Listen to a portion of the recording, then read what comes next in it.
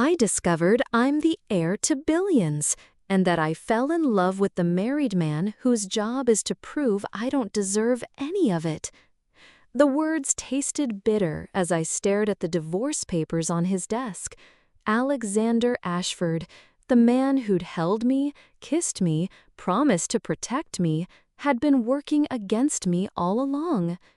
His wife Isabella smiled coldly from the photograph beside his computer, and I finally understood. I wasn't just fighting for my inheritance. I was fighting for a love that might have been a lie from the very beginning. Before you continue watching and find out how this ends, please subscribe to the channel and help us reach 1,000 subscribers so we can keep posting incredible stories like this one. Luna Rivera stepped out of the elevator on the 42nd floor, her worn sneakers silent against marble floors. The law firm gleamed like a museum, crystal chandeliers, leather furniture whispering wealth, floor-to-ceiling windows overlooking Manhattan. "Miss Rivera?" A voice like aged whiskey made her turn. Alexander Ashford emerged from his office, and Luna's breath caught. Tall, steel-blue eyes, charcoal suit perfectly tailored. Everything about him screamed power, everything she wasn't. "You look nervous," he observed, extending his hand. When their fingers touched, electricity shot up her arm. "There's no need to be." His smile was gentle, reassuring. This man could protect her from anything. "I've never been in a place like this," she admitted. "You belong here more than you know," Alexander said intensely. "You have his eyes, Jonathan Ashford's eyes." "Extraordinary," he murmured, studying her face like a masterpiece. In his office, Luna felt small across from his massive desk. But when he explained her father's will, his voice was patient, kind, like she mattered. $500 million, he said softly. The room spun. Luna gripped the chair arms. "That's impossible. I'm nobody." Alexander was beside her instantly, steadying her. "Breathe, Luna. You're Jonathan Ashford's daughter. You're not nobody anymore." When she looked up, tears threatening, something shifted in his expression. Professional distance melted away. "I'll take care of everything," he promised. "You don't have to face this alone." The words felt like salvation. For the first time in 28 years, someone was looking at her like she was precious. "Why are you being so kind?" Luna asked. Alexander's jaw tightened almost imperceptibly. "Because you deserve kindness," he said, but something flickered in his eyes, guilt she couldn't name. Luna didn't notice. She was drowning in the intoxicating feeling of finally having someone on her side. That evening, Alexander sat in his penthouse study, staring at files labeled Luna Rivera Paternity Challenge. Isabella paced behind him like a caged panther. "Did you find anything?" she demanded desperately. "The DNA test is legitimate. She's Jonathan's daughter." "Then find another way." Isabella slammed her hand on his desk. "I won't lose half my inheritance to some nobody." Alexander thought of Luna's shocked face, her genuine tears. "Maybe we should accept nothing." Isabella's eyes blazed. "You're my husband. Your loyalty is to me, not some bastard child. Find a loophole, contest the will, do whatever it takes." Miles away, Luna sat in her tiny apartment, overwhelmed. She'd never known her father, had grown up believing she was unwanted. Now she had a family name and a man who looked at her like she was precious. She pulled out her phone, hovering over Alexander's number. The way he'd protected her today, it felt like the beginning of something beautiful. If only she knew that at that moment, he was reviewing documents that could destroy her claim, torn between the woman who'd captured his heart and the wife who controlled his career. Isabella had never lost anything and wasn't starting now. She called Robert Sterling, the most ruthless private investigator money could buy. "I want everything on Luna Rivera," she told him. "Her past, relationships, any scandal we can use." Marcus Delacroix, one of the city's most ruthless attorneys, approached Luna at a coffee shop near her apartment. "Miss Rivera, I'm Marcus Delacroix. You need better representation than what you're receiving." Luna frowned. "Alexander is helping me perfectly well." "Is he?" Marcus leaned forward conspiratorially. "Did you know he's married to Isabella Ashford, the same Isabella who loses millions because of your inheritance?" The words hit like ice water. "What?" "Conflict of interest doesn't begin to cover it. He's playing both sides, and you're the one who'll lose." Carmen Silva, Luna's best friend, had always been protective. When Luna came home shaken, Carmen pulled her aside. "Luna, honey, I've been researching. Alexander Ashford isn't just any lawyer. He's married into the family you're fighting. That's not normal." "But he's been so kind," Luna protested weakly. "The best predators always are," Carmen said gently. "Promise me you'll be careful. This isn't just about money. This is about people who have everything to lose if you win." 2 weeks later, Alexander stood in Luna's doorway holding garment bags from exclusive boutiques. "We need to get you ready for the Ashford Foundation Gala." "I can't afford those clothes," Luna protested. "Consider it a business expense," Alexander said, stepping into her small apartment. "You need to look the part of an Ashford heiress."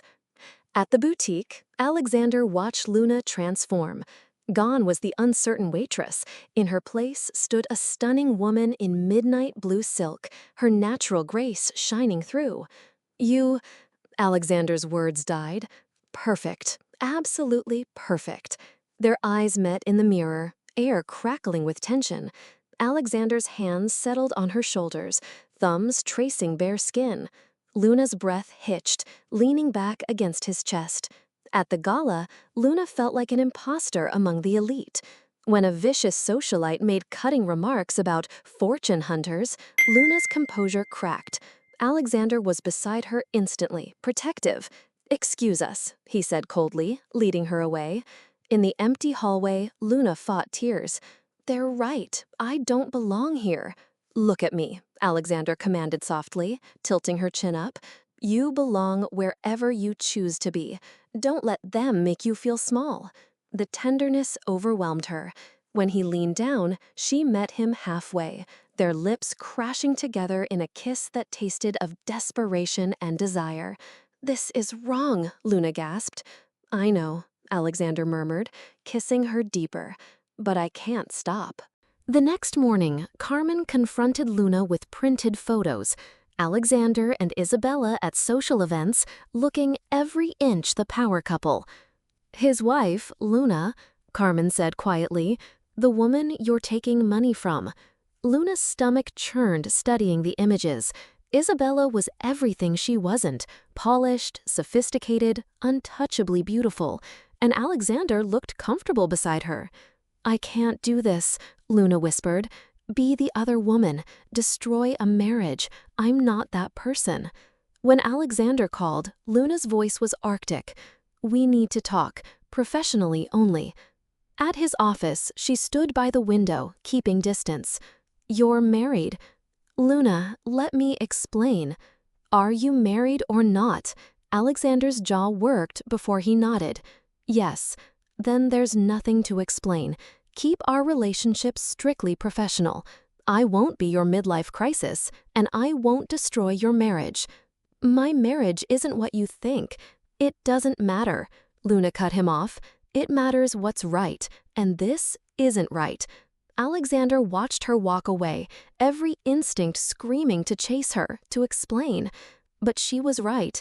For the first time in his life, doing the right thing felt like losing everything. 3 weeks of professional distance nearly killed Alexander. Every phone call was torture, every meeting restraint. Luna maintained perfect composure, but he caught glimpses, the way her breath hitched when their hands touched, how her eyes lingered before she looked away.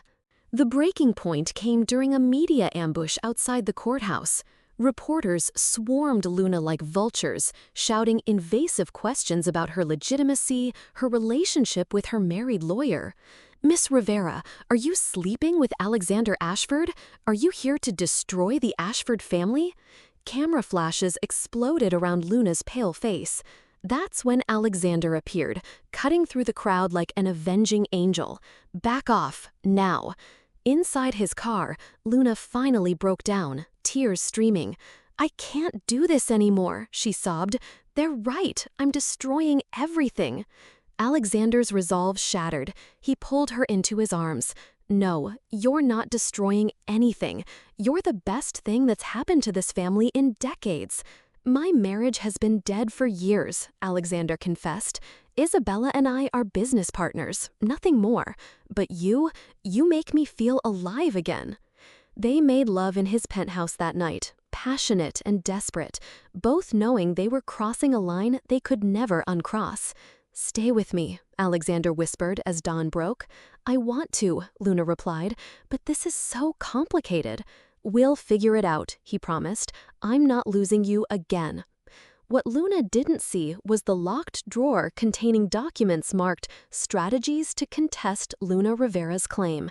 Every intimate detail she shared went straight into files Isabella reviewed nightly.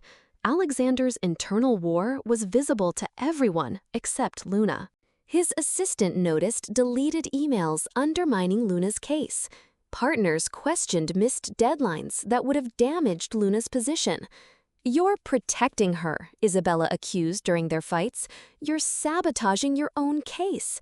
I'm following the law, Alexander replied carefully. Find another way, Isabella shrieked. Question her mother's character. Dig up scandals. Meanwhile, Marcus built his own case, documenting every ethical violation. Carmen watched her friend glow with happiness, then cry herself to sleep. This can't end well, Carmen warned. Powerful men don't leave their wives for girls like us. He's different, Luna insisted, but doubt crept in. Robert Sterling's investigation yielded fruit, inconsistencies in Luna's records, evidence of insider coaching. All roads led to Alexander's unprecedented involvement. The trap came as a recorded conversation, Luna and Alexander discussing strategies, including his admission that certain documents might disappear if they hurt Luna's case. Professional ethics violation, Marcus explained to Luna, playing the recording. Your lawyer has been compromising his duty to his other client, his wife, to help you. Everything he's done could be considered fraud. Luna's face went white listening to Alexander's voice promising to handle problematic testimony. This means everything he's done for me is tainted, Luna whispered. Worse, Marcus continued ruthlessly. Isabella has grounds to have your entire case dismissed. You could lose everything. At the emergency meeting Isabella called, the masks came off. She played the recording for everyone, Alexander's partners, Luna, and secretly invited media. My husband has been conducting an affair with the woman trying to steal my inheritance, Isabella announced coldly. He's violated every ethical standard. Alexander looked stricken, caught between protected Luna and his career. Am I taking this out of context? Isabella smiled viciously. Then explain the confidential information sharing. Explain the hotel receipts. Explain why a simple paternity case has taken months. Luna felt walls closing in. Every eye judged her, the scheming mistress who'd corrupted her lawyer. She stood on shaking legs, dignity intact. I'm withdrawing from this case and from any association with Mr. Ashford. Luna, wait! Alexander reached for her. Don't touch me, she said, voice breaking. You used me. You made me complicit in your lies. I trusted you, and you turned me into exactly what they said I was, a homewrecker and a fraud. She walked out with her head high, leaving Alexander facing the wreckage of his career and heart. He tried to serve two masters and lost everything that mattered. 2 weeks later, Marcus called an emergency press conference. I've uncovered evidence of systematic conspiracy to defraud Luna Rivera, he announced grimly.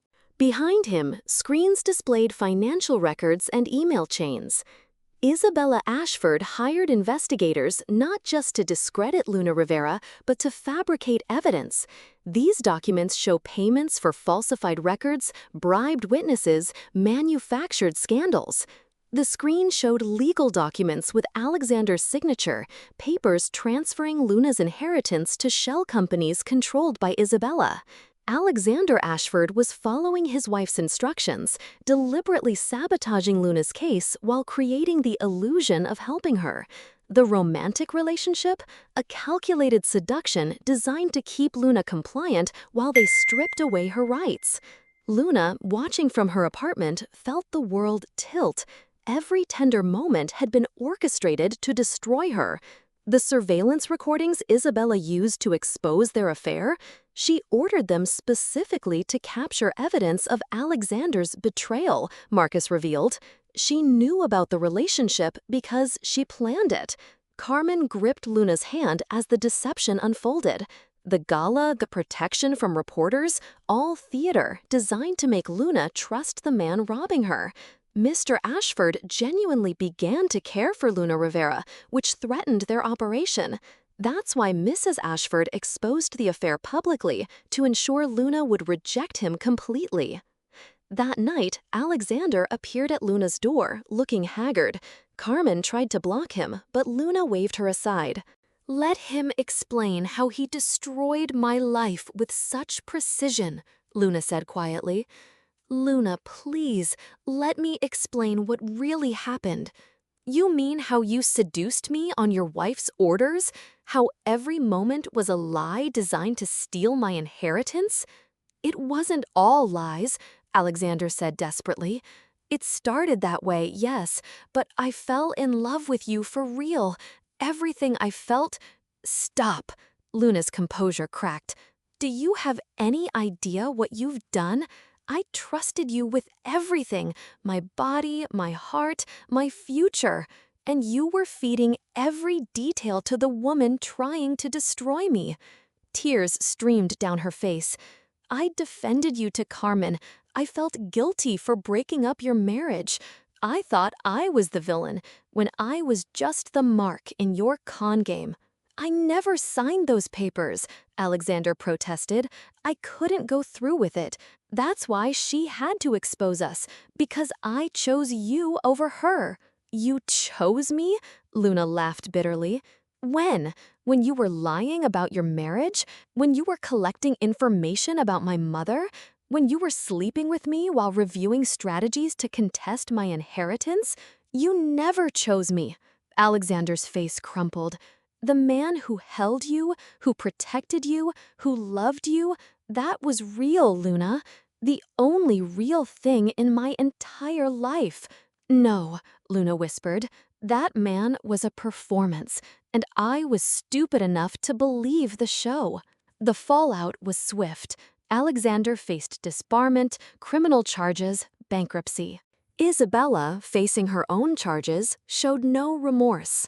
"You brought this on yourself," she told Alexander. "All you had to do was seduce her and get her signature. Instead, you developed feelings like some lovesick teenager." Luna discovered her inheritance was intact. Alexander's refusal to complete the fraud had protected her, but the money felt tainted, stained by manipulation.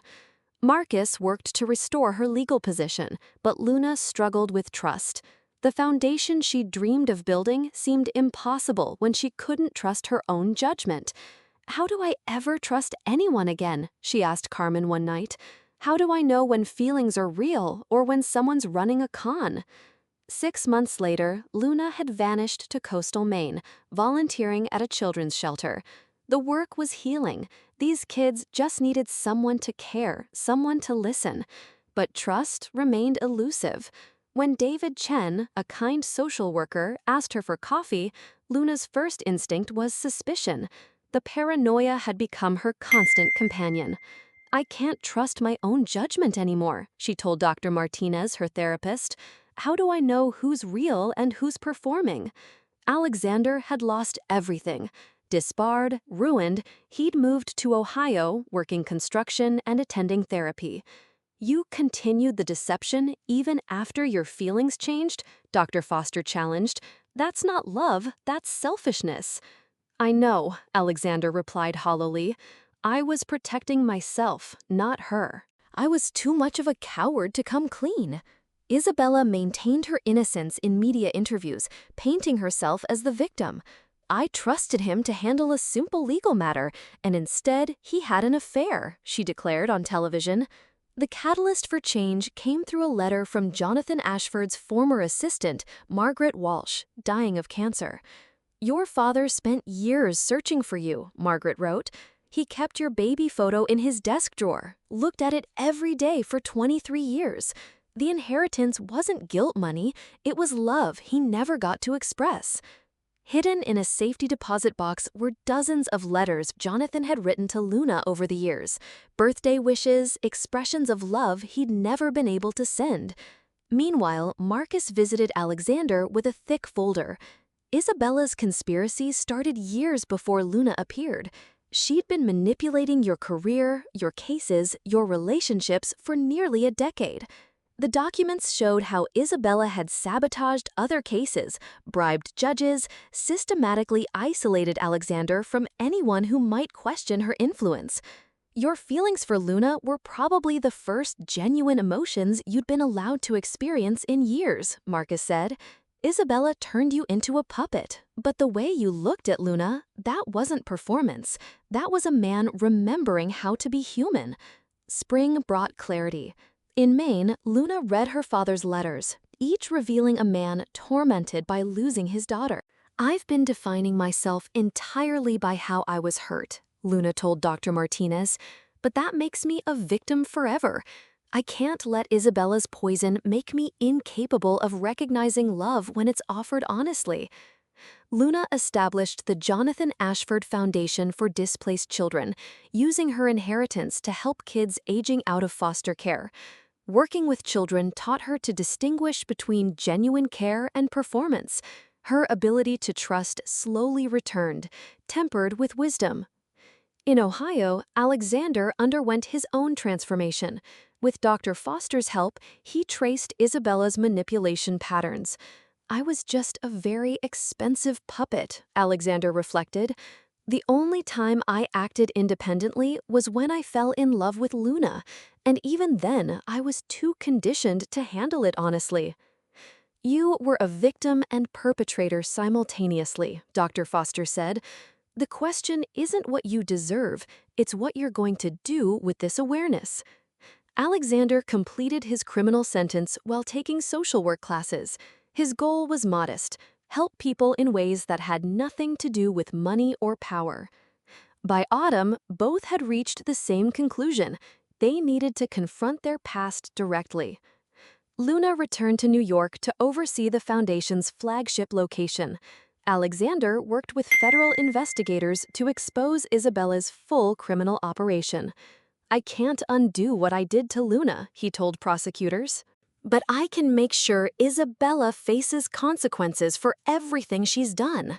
Alexander began writing Luna a letter he never intended to send, pouring out everything he'd learned about himself, about the genuine love he'd felt, despite the deceptive framework. I know you'll never forgive me, he wrote, but in a life full of lies, what I felt for you was the only honest thing I'd experienced in years. The confrontation came at Isabella's trial. Luna arrived early and spotted Alexander on the courthouse steps, weathered from construction work, looking nothing like the polished lawyer she'd known. Luna. Her name was barely audible. Alexander. She kept her distance but didn't flee. I heard you were cooperating with the prosecution. It's the least I can do. I can't undo what I did, but I can make sure Isabella faces consequences. Luna's testimony was powerful, measured. When Isabella's attorney tried to paint her as a gold digger, Luna responded calmly. I fell in love with someone I thought was helping me find my family. Even within that betrayal, there were moments of genuine connection that taught me about my capacity to love and forgive. Alexander's testimony was equally damning, but unflinchingly honest. I was manipulated by Mrs. Ashford, but that doesn't absolve me. The fact that I eventually fell in love with Luna doesn't excuse the deception. It makes it worse. After Isabella's conviction, Luna found herself alone on the courthouse steps as snow began to fall. "Luna?" Alexander's voice was tentative. "What do you want, Alexander?" "Nothing. I just wanted to say I'm proud of what you've built. The foundation, it's exactly what your father would have wanted." Snow muffled the city noise around them. "I know you'll never forgive me," Alexander continued, "but loving you was the first real thing I'd done in years. Isabella turned me into a weapon against you, but you turned me back into a human being." Luna studied his face, seeing only exhaustion and genuine remorse. "You destroyed my ability to trust people." "I know." "You made me complicit in my own betrayal." "I know." Something in his raw honesty reached through her defenses. "What happens now?" "Now you continue saving the world one kid at a time, and I try to spend the rest of my life making amends." "That's it?" "Unless someday you might be willing to let me earn your friendship. Not romance, just the chance to be someone you can trust again." Luna stepped closer, her hand touching his cheek, the first kind gesture in over a year. "What you did nearly destroyed me, but what I built from the ruins is stronger. I learned I can survive betrayal and still choose to love. I can't promise forgiveness, but if you keep choosing honesty over comfort, maybe someday we can find out what's possible between two people who've learned to be real." 3 years later, Luna delivered a keynote at a foster care conference when she spotted Alexander in the audience. After her speech, they walked through Portland, talking about their work and growth. "I read about your expansion into Texas," Alexander mentioned. "The program for LGBTQ youth? Revolutionary." "Personal experience," Luna replied. "I know what abandonment feels like." Alexander pulled out an envelope. "The letter I wrote after the trial. I never sent it, but you deserve to know what I learned about myself." Luna accepted it without opening. "Are you the same person who wrote this?" "No. Better. Not perfect, but better. Someone you could maybe trust to be honest about his flaws." Luna smiled, the first real smile in years. "I'm different too. Someone who could maybe love again without losing herself." 6 months later, Alexander moved to New York to head the foundation's legal department. Their second first date was dinner in Brooklyn, focusing on the future they might build. "We can't undo what happened," Luna said as they walked home, "but we can choose what happens next." Alexander stopped and faced her. "I love you. Not the version I manipulated, but the real you. The woman who turned betrayal into purpose, who chose healing over hatred." Luna reached up to touch his face. "I love you too, the real you, the one who chose truth even when it cost everything." When they kissed, it wasn't desperate passion or careful friendship. It was something entirely new. Love built on genuine knowledge, tested by fire, strengthened by understanding that real love sometimes means destroying everything false to build something true. As snow fell over Brooklyn, they walked home together. Two people who had learned that the strongest foundations are built not on perfection, but on the courage to rebuild after everything falls apart. They had found their way back not despite their broken past, but because of what they had built from the pieces.